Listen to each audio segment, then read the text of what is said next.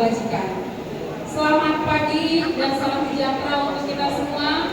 Terima kasih atas kesempatannya pada hari ini. Saya mewakili SMA dan SMK Sudrajat untuk berbagi praktik baik di Lokakan yang 7, yaitu hasil panen, hasil karya belajar.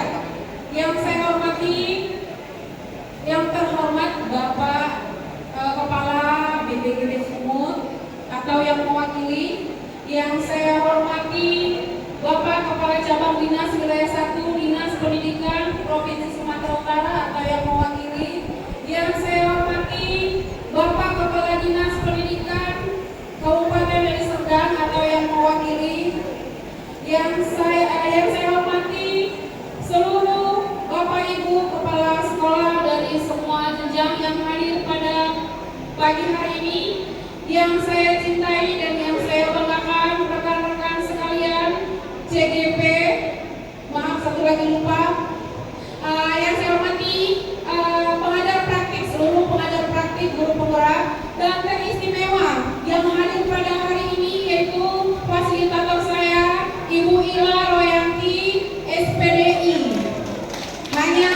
Barangkali hanya fasilitator saya yang hadir pada hari ini ya. Sorry, saya terlalu bangga jadi saya keceplosan. Adapun yang ingin saya sampaikan pada hari ini yaitu mengenai praktik baik yang akan saya laksanakan dari program pengelolaan program yang berdampak pada murid yang timbul dari ide-ide saya timbul karena mengikuti pendidikan guru penggerak, yaitu mengenai konten kreator berbasis edukasi. Nah, di layar itu bisa saya perkenalkan bahwa pengajar praktik saya Ibu Rehmaling Bintin dan pengajar praktik adalah Ibu Royanti SPD dari Kabupaten Batubara.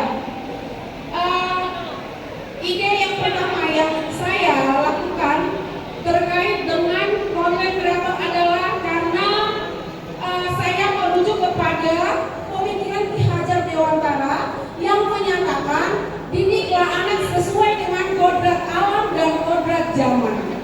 Nah, jadi yang melatar belakangi saya untuk mengadakan program ini adalah yang pertama, murid saya ini adalah generasi milenial, kemudian kawan-kawan juga, sedangkan siswa yang kita ajar itu adalah udah generasi Z atau Gen Z.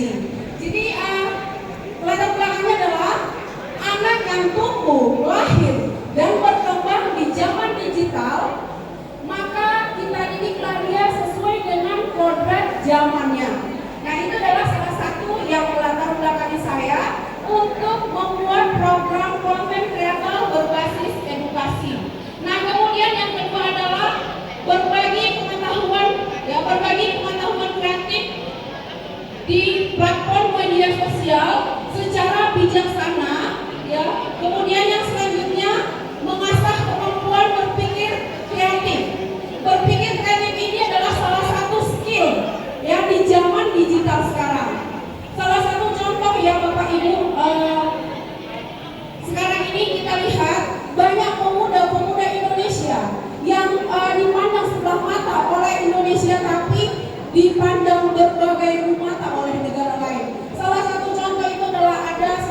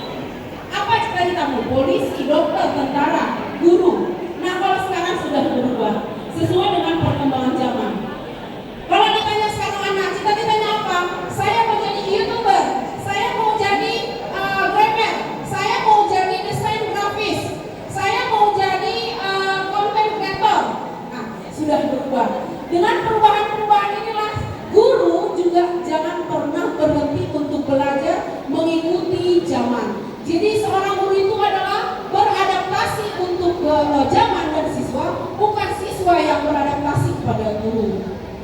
Nah, kemudian yang melatar belakangi selanjutnya adalah di mana konten kreator ini merupakan informasi pembelajaran ini khusus edukasi, ya, khusus edukasi, di mana mengenai pembelajaran yang ditransformasikan ke dalam sebuah gambar, video, audio. Nah, barangkali juga kita merasakan ya Bapak Ibu ya, TV itu udah jarang hidup di rumah. Nah, lebih kita sering men-scroll handphone kita, ya. Kita bayangkan Bapak Ibu, jumlah penduduk Indonesia sekarang adalah 277 juta, ya. 277 juta kurang lebih. Ketika konten yang menarik dibuat oleh seseorang di detik kelima, Rp1 saja dihargai, si anak sudah mendapatkan 177 juta kurang lebih. Nah, di samping tadi untuk membakat ya, menumbuh kembangkan bakat di era digital ini juga bisa bersifat komersil. Bersifat komersil itu kan mempunyai daya beli dan bisa menjadi ajang bisnis di dunia digital. Nah, ini contoh dari pemuda-pemuda Indonesia yang inspiratif ya. Ada seorang mekanik, ini tamat SD, dia tamat SD, tapi dia adalah sekarang sudah jadi miliarder. Bayangkan dia hanya memvideokan tutorial memasukkan misalnya oli ke dalam mesin, hanya memvideokan setiap kegiatannya di bengkel itu dimasukkan ke YouTube, orang tertarik, akhirnya setiap, kalau gaji kita ini ya barangkali hanya per bulan, kalau dia tidak lagi per detik bahkan ya, per menit, per detik, setiap detik itu masuk aja ke sesuai dengan viewers ataupun yang menonton gitu. Nah, kemudian ada juga bocah ya di Indonesia, dia seorang gamer, pendapatannya juga sudah melebihi kepala dinas barangkali 150 juta sampai 500. Nah, ini dari segi komersinya tadi, tapi kita tidak fokus ke situ. Ya, ini hanya contoh inspiratif. Kemudian tadi si Nur Rahman asal Yogyakarta ini adalah merupakan orang yang dikira pengangguran, ternyata dia adalah pengelola server internasional. Nah, ini adalah contoh-contoh pemuda inspirasi di Indonesia. Kemudian latar belakang yang selanjutnya adalah pemanfaatan teknologi dan mewujudkan pembelajaran keterampilan di abad 21. Hal ini sesuai dengan pengembangan kreativitas murid sesuai dengan kodrat zaman.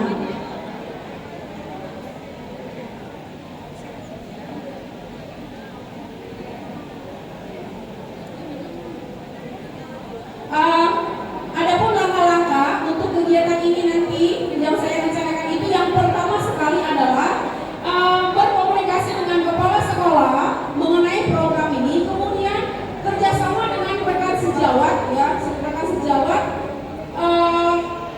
bagaimana mendesiminasikan program ini kepada seluruh siswa.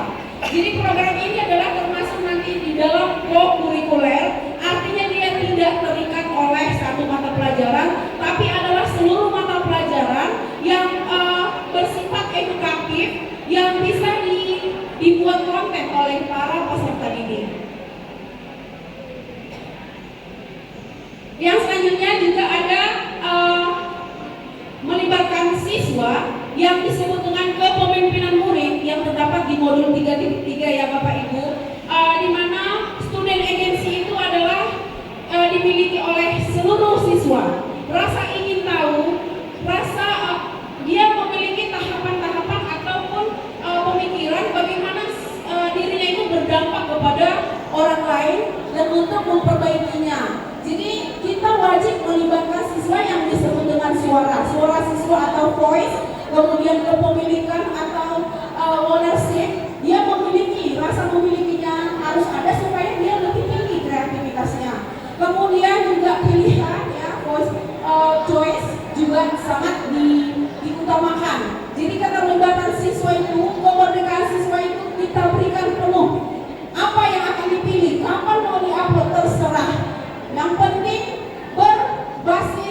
edukatif, ya, berbasis edukasi, ya. Makanya semua ini terhubung dengan lintas pelajaran yang disebut dengan co-curricular.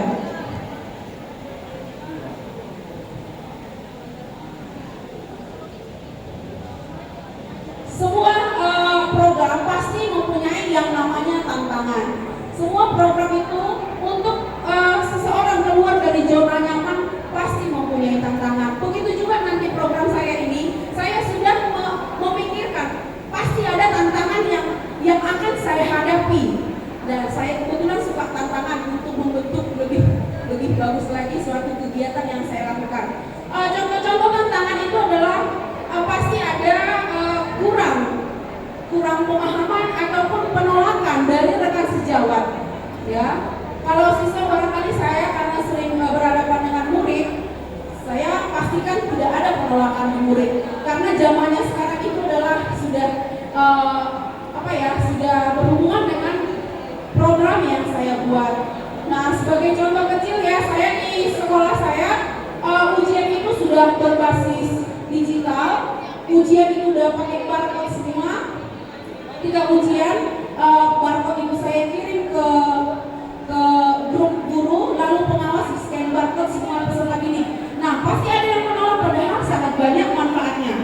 Nah, kalau tanggung-tanggung itu IT-nya nggak usah lah bikin-bikin seperti ini katanya. Kenapa Bu? Saya bilang ini ujian nggak bisa, tahu-tahu paketnya nggak ada karena nggak masuk barcode-nya. Jadi yang disarankan saya, tapi itu adalah hal-hal biasa. Nah, itu contoh-contoh tantangan yang saya hadapi untuk melakukan sebuah program yang memajukan satuan pendidikan maupun peserta didik.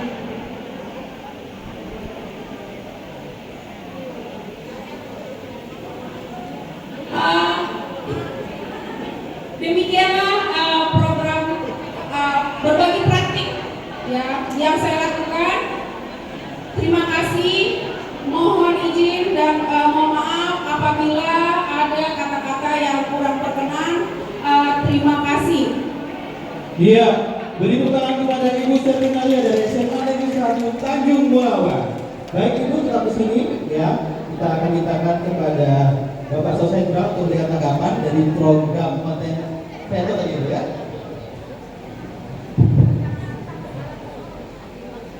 Ini saya Bapak Ibu izin. Izin Bu, namanya siapa tadi Bu? Ibu Serminalia Wanita. Oh, Bu Panit ya. Ini luar biasa Bapak Ibu, kalau bahasa TikToknya meledak, ya kan? Tepuk tangan dulu Bapak Ibu. Saya pikir dari idenya udah masuk semua di dalam. Literasi masuk, critical thinking ada. Saya pikir karena ini masih wacana yang harus mau dilakukan, saya nggak bisa banyak ngasih komentar. Ini luar biasa, bagus. Pasti anak-anak akan tertarik. Cuma saja rencananya nanti mau diupload kemana nih? Kalau misalnya sudah ada konten, Ke semua platform media sosial Pak, YouTube, TikTok, Instagram, Facebook dan lain-lain. Saya menyarankan nih Bu, karena konten ini kan luas. Nah, kita khawatir anak-anak yang belum begitu memahami regulasi mengenai IT, kemudian apa yang layak dimunculkan, ditampilkan. Saya pikir untuk membatasi ini kan sulit. Saya menyarankan apabila nanti mereka sudah menciptakan satu konten, sebelum itu dipublish, ada baiknya ada tim dari sekolah untuk melakukan analisa verifikasi apakah memang layak ditampilkan atau tidak. Nah, timnya boleh diambil dari tenaga IT, tenaga mana aja boleh, kemudian praktisi hukum juga boleh. Dengan demikian nanti konten-konten yang akan dipublish sebelum dipublish secara live itu sudah dipastikan tidak melanggar aturan dan berkaitan dengan edukasi. Mungkin demikian Bu, terima kasih.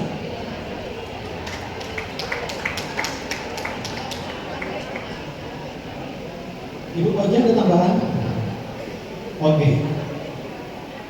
Oke, menunggu di lapangan hasil seperti apa ya Bu Serminalia. Yang penting konten itu adalah konten yang edukasi, ya kan, seperti itu ya Bapak Ibu sekalian. Baik, Ibu. bisa diberitakan? Terima kasih Pak atas usulnya. Itu sudah saya rencanakan ada tahapan-tahapan evaluasi nanti yang berkolaborasi dengan semua tenaga pendidik, ya layak apa tidaknya, melanggar hukum apa tidaknya. Jadi sebelum dipublis, guru ya yang terkait dalam program ini kita berkolaborasi untuk mengevaluasi konten-konten yang akan dipublis oleh peserta didik. Begitu Pak, terima kasih. Oke, baik Ibu Sabrina, terima kasih atas video atau tanggapan tadi ini. Oke, sudah selesai ya Ibu dan Malam juga, terima kasih banyak sebagai proyek praktik. Ibu silakan Ibu Sabrina Lia. Sekali lagi beri tepuk tangan kepada Ibu Sabrina Lia dari SMA Negeri 1 Tanjung Morawa.